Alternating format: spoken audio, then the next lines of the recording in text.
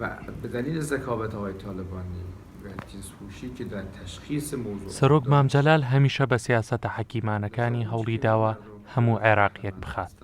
لەگەڵەوەشدا هاوڕێ و وڵاتانی دراوسێش هەمیشە پاڵپشتی سەرۆک مامجەلال بوون.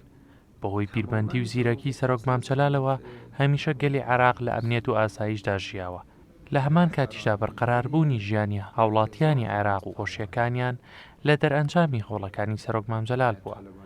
مامجەلال هەمیشە هاوکاری و هەماهەنگی لەگەڵ بەرپرسانی عێراقدا دەکرد و لەبەر ئەو هۆکارەش بوو کە هەموو کەسایەتە سیاسەکانی عێراق ڕێزیان لە بڕیار و بۆچوونەکانی بەڕێزیان دەکرد.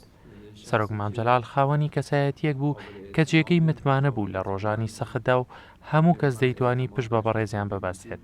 کاتێکیش کێشەیەک دەهاتە پێشەوە هەمیشە هەوڵی دەدا بە گفتوگۆ چارەسەریان بکات. لەبەرەوە لە دەستدانی کەسایەتێکی وەکو مامجەلال خەسارەتێکی گەورەیە. فقدان چنین انسانی را داره و چنین انسانی از دست میدهد طبیعی احساس نگرانی